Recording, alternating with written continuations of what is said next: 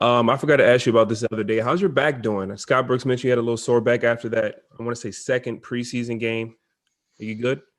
Yeah, I'm good. I'm good. Just a little general soreness. Um, Doing a better job of just taking care of my body. We ramped it up over the last couple of days, so uh, it's a lot better. I'll be good to go tomorrow. Okay. And also, I don't know if you've heard, but Keontae was just released from the hospital. Is there Hmm. anything you want to say to him, his family, or anything of that nature? Hearing No, that for good sure. news. For sure, I sent Keontae a personal message not too long ago. But it's big time to be able to do what he's doing. It takes courage, it takes passion, and fight. And the whole world was behind him. Everybody was supporting him, and it's a beautiful blessing. It's another step in life, man. He's blessed with another opportunity. So the biggest thing is making sure that he's okay, he's healthy, and just take it a day at a time and step at a time from here on out. So it's a blessing for the Florida family, for his family, and for the whole country, for sure. Appreciate you, P. Yeah. Fred, Hey, Brad, you ever done media from an airplane before? Yes. Well, that was not Probably the not answer on I not expected. on Zoom, but yes. um, I'm wondering, last year you said going into the year your goal was to make the playoffs. You said after the year that one of your goals coming in was to average 30. Do you have similar goals or other goals that you're looking to this year? I said last year I wanted to average 30. You said after you finished with 30 that one of your goals coming in was to average 30. Or maybe Drew Hanlon said that. Yeah, I don't think I said that. I said my goal going into last year, a personal goal of mine was to average 30. I don't think I publicly said that. Uh, but Drew and I, we definitely questioned whether or not that was a possibility. And granted, it was a blessing that I was able to. But this year, that's not. I'm not going to sit here and say that's a goal of mine. It's not at all because I feel like I don't have to prove that I can score. I don't think I have to prove that more or less, and I won't have to carry that much of a load this year either. Especially with we have Russ and then having DB back and having our guys healthy. There won't be a need for me to do that on a nightly basis. So I'll definitely have my spurts of where I may have them, and I'll be aggressive every single night. And Russ pushes me every single day to make sure I do that. But I'm not going out here chucking up shots trying to get 30 a night. The biggest thing for me is getting better every day, improving my defense. I'm always going to say that. That's probably the only thing I'm really more or less focused on as being a complete two-way player and doing whatever it takes to help my team win and get into the playoffs. I want to win, whatever it looks like, whatever it takes. Did you feel like the offensive load that you had last year contributed to not being able to go as hard in other aspects of the game, defense, Uh, off ball, that kind of stuff? no, yes and no. I factor in a lot of slacking on the defensive end, I guess, in terms. Uh, to a lot of stuff. I mean, we were crappy as a team defensively, and when we're crappy as a team and we're not good individually, it doesn't. It's just a domino effect. So I would say my individual defense was okay. I would say my help side was terrible. My transition was terrible, and I guess probably a lot of times maybe my body language on the defensive end was terrible. But there's no excuse for me to have the lax or the slip ups that I had. So that's definitely been a focus of mine this year, though. Chris Miller.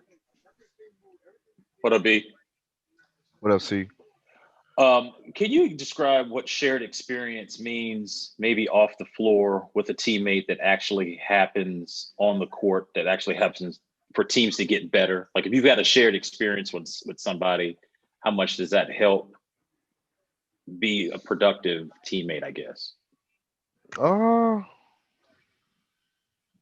I don't know if I put a lot of stock into that because I would say experience in itself. I wouldn't necessarily say shared experience. Granted, the camaraderie you build in that is second to none. It's always better that way. But I always feel like you can teach and you can mentor the game, through your own experience, especially like to younger guys. Like, you can pretty much teach them and try to show them and you can tell them, what to do, how the game will go, how the game will grow, how it will slow down for them in that sense, and not necessarily have to play with them. Like you can be an older vet on a team and don't get any burn, and yet you're instilling all this knowledge into a younger player who does and who's kind of thrown into the fire.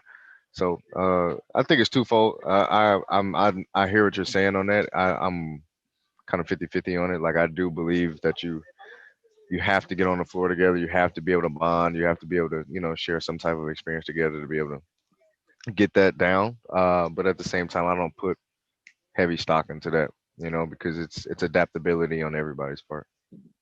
One question on Philly. They've made some additions by putting some shooting around Ben and Joel.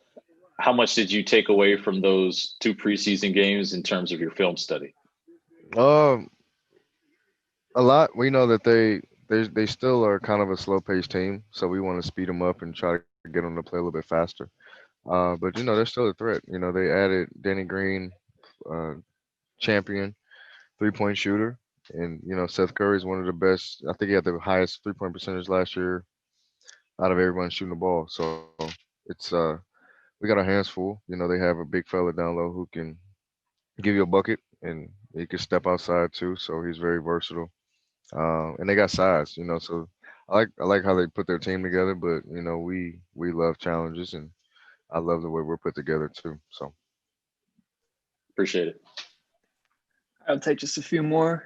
Chase. Hey, Brad.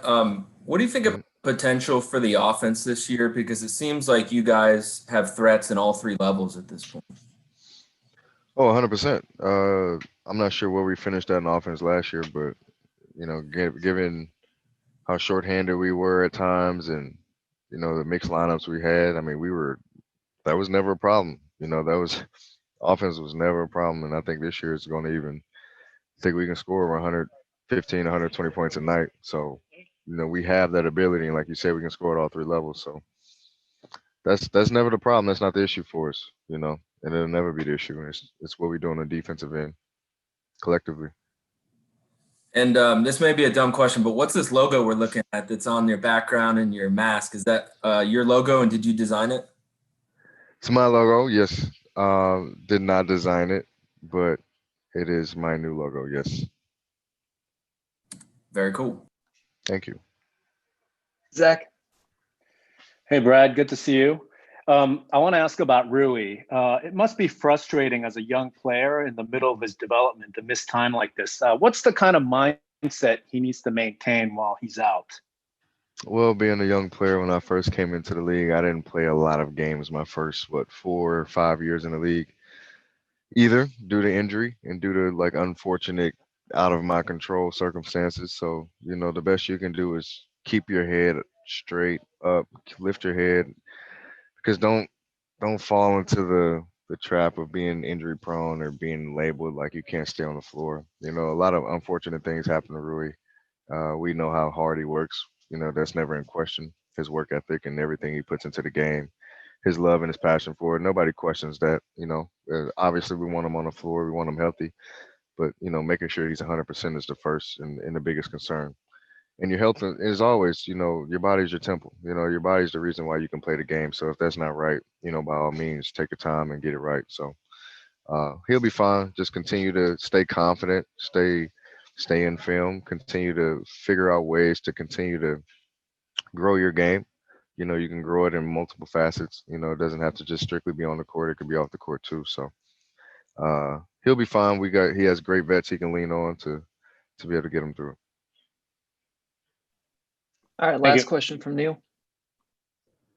Hey, Brad, the media and fans, I would say, talk a lot about expectations. So I'm curious, do players think about that as well? And then also, secondly, is it difficult, if not impossible, to talk about playoff expectations when that's still so far away? Yeah, I answer the playoff one. Yeah, that's always a tough one because it's only I guess 10 spots now, but there's only 8 teams get in. So, you kind of have to figure out, who those 8 are going to be. And, there's hungry teams out here that everybody wants to get in. 15 teams want to get in. So, it's do or die. So it's always tough to kind of pinpoint, what your expectations are. You don't know how the year is going to go. It's a crazy year we have from the get-go already. So, it's always crazy kind of pinpoint the playoffs, but, everyone has expectations. Everyone's going to have, goals and expectations for them teams and for themselves. And for us personally, we still have them. You know, our biggest thing is make sure we stay healthy and competing every single night, which hasn't been a problem so far. All right, Brad. Appreciate your time. Yep.